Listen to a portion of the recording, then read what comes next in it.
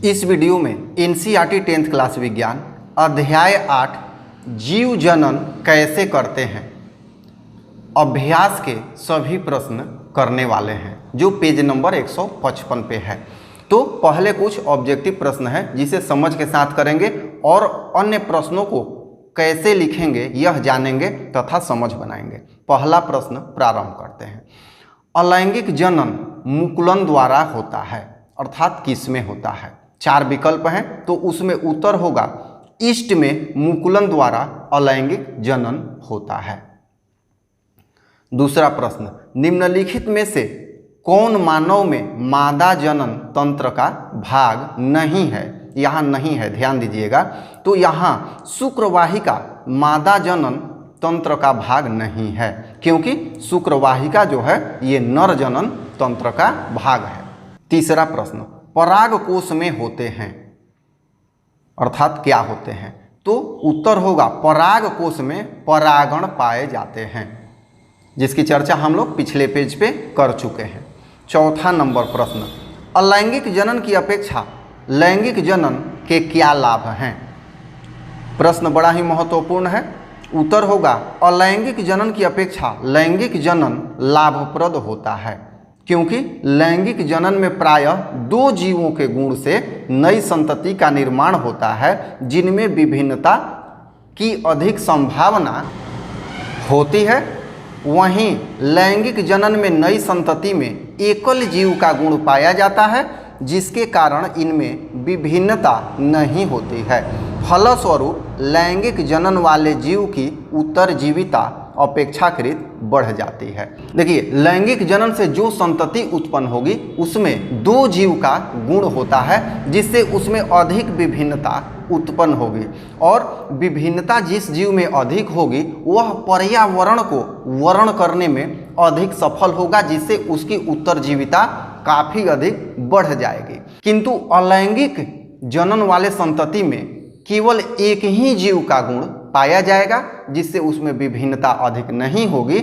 परिणाम क्या होगा कि वह अपने अस्तित्व को अधिक दिनों तक नहीं बना पाएगा। प्रश्न नंबर 5, मानव में वृषण के क्या कार्य हैं? तो उत्तर होगा शुक्राणु का निर्माण करना वृषण का मुख्य कार्य है। साथ ही नर जनन हार्मोन टेस्टोस्टेरॉन के उत्पादन एवं स्राव में मुख्य भूमिका निभाता है। तो इसका सटीक आंसर यही होगा। मानव में वृषण के कार्य, तो कार्य का मतलब कि शुक्राणु का निर्माण करना ही वृषण का मुख्य कार्य है। इनकी उत्तरजीविता के लिए कुछ हार्मोन के उत्पादन में भी यह सहायक होता है, जिसे टेस्टोस्टेरॉन के नाम से हम जानते हैं। छठा नंबर प्रश्न, ऋतुस्राव क्यों होता है? उत्तर लिखेंगे गर्भाशय प्रति माह निषेचित अंडे को ग्रहण करने की तैयारी करता है, किंतु जब अंडे का निषेचन न हो तो गर्भाशय की इस तैयारी का कोई औचित्य नहीं रह जाता है। फलस्वरूप गर्भाशय का स्पंजी दीवार तथा रुधिर द्वारा तैयार पोषण धीरे धीरे टूटकर रुधिर तथा म्यूकस के रूप में बाहर आने लगता है। यह क्रिया कुछ दिनों तक होती है, जिसे रजोधर्म या ऋतुस्राव कहा जाता है। अब यहाँ पर गर्भाशय जो है प्रति माह निषेचित अंडे के लिए अपनी तैयारी करता है, किंतु जब अंडा निषेचित नहीं हो पाता है तो जो गर्भाशय यह तैयारी किया है उसका भी कोई अब कार्य नहीं रह जाता है। फलस्वरूप कुछ समय के बाद यह टूटकर म्यूकस के रूप में बाहर आने लगता है, इसे रजोधर्म या ऋतुस्राव कहा जाता है, और यह पूरा चक्र लगभग 1 माह का होता है। प्रश्न नंबर 7, पुष्प की अनुदैर्घ्य काट का नामांकित चित्र बनाइए। देखिए, ये बहुत ही इंपॉर्टेंट है और 5 अंक का बहुत बार परीक्षाओं में आ चुका है। बात करें तो एनसीईआरटी बुक में 3 ऐसे फिगर हैं, जिसमें एक पुष्प का अनुदैर्घ्य काट, दूसरा नेफ्रॉन और तीसरा न्यूरॉन। ये 3 ऐसे फिगर हैं जो नामांकित पूछे जाते हैं और ये 5 अंक के होते हैं। यहाँ जो ये फिगर दिखाई दे रहा है ये पुष्प का अनुदैर्घ्य काट है। यहाँ सबसे नीचे जो ग्रीन हरा टाइप होता है बाह्य दल कहा जाता है। यहाँ जो ये भाग है, जो गोलाकार भाग है, यह अंडाशय कहलाता है और यहाँ जो ऊपर है यह वर्तिकाग्र होता है। इस वर्तिकाग्र के नीचे का ये जो व्यवस्था है इसे वर्तिका कहते हैं। ये जो चौड़ा भाग है इसे दल कहा जाता है, जिसे पंखुड़ी के नाम से भी जानते हैं। अब यहाँ पर ये जो वर्तिकाग्र से थोड़ा छोटे होते हैं ये पराग कोश या पुंकेसर कहलाते हैं। तो इस तरह से ये जो फिगर है पुष्प का अनुदैर्घ्य काट है, ये 5 अंक का आता है। बड़े ही सावधानी से आप इसे बनाना सीख लीजिए। प्रश्न नंबर 8, गर्भ निरोधन की विधियाँ, गर्भ निरोधन की विभिन्न विधियाँ कौन सी हैं? तो यहाँ पर हम विस्तार से समझेंगे। गर्भ निरोधन की विभिन्न विधियाँ निम्नलिखित हैं। देखिए ये 3 प्रकार की होती हैं, एक भौतिक विधि, रासायनिक विधि और शल्य विधि। शल्य विधि अर्थात जिसे ऑपरेशन बोलते हैं हम। तो पहला समझते हैं भौतिक विधि। इस विधि में गर्भ निरोधन के लिए पुरुषों में कंडोम तथा महिलाओं में कॉपर टी का प्रयोग किया जाता है। यह विधि जो है भौतिक विधि कहलाती है। दूसरा रासायनिक विधि।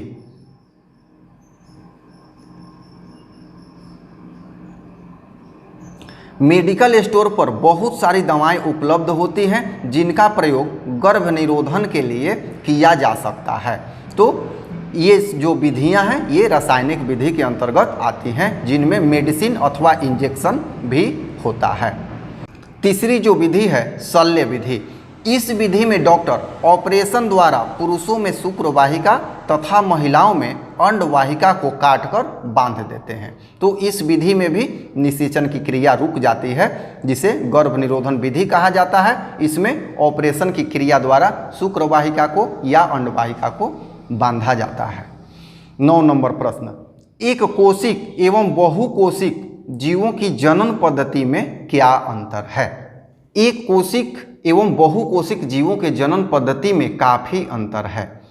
एक कोशिक जीव एक कोशिका के बने होते हैं और इनमें जनन प्रायः द्विविखंडन या बहुविखंडन द्वारा होता है, जबकि बहुकोशिक जीवों में जनन प्रायः लैंगिक होता है और यह सामान्यतः 2 जीवों के मेल से होता है। एक कोशिक जीवों में प्रायः जनन अंग नहीं होते हैं, जबकि बहुकोशिक जीवों में जनन अंग होते हैं। ये तो आंसर हो गया। अब यहाँ थोड़ा सा समझते हैं। देखिए जो एक कोशिक जीव होते हैं उसमें द्विविखंडन या बहुविखंडन द्वारा नए संतति की उत्पत्ति होती है, जैसे अमीबा हो गया, प्लाज्मोडियम हो गया, ये एक कोशिक जीव कहलाएंगे। अब बहुकोशिक जीवों में जो जनन की क्रिया होती है लैंगिक होती है और इसमें सामान्यतः 2 जीव का मेल होता है, एक नर जीव और एक मादा जीव का। प्रश्न नंबर 10, जनन किसी स्पीसीज की समष्टि के अस्थायित्व में किस प्रकार सहायक है? उत्तर लिखेंगे, जनन की क्रिया किसी स्पीसीज के समष्टि के लिए बहुत ही आवश्यक है, क्योंकि प्रत्येक जीव की मृत्यु निश्चित है, किंतु जनन के कारण इनका संतुलन बना रहता है, जिसके कारण समष्टि में अस्थायित्व बना रहता है। जनन के द्वारा नई संतति उत्पन्न होती रहती है। उत्तर समझ गए होंगे कि कोई भी जीव है उसकी एक समय सीमा निश्चित है, उसके बाद उसकी मृत्यु हो जाती है। अगर जनन न हो तो उस जीव की पूरी जाति अर्थात पूरी समष्टि स्पीसीज ही समाप्त हो जाएगी।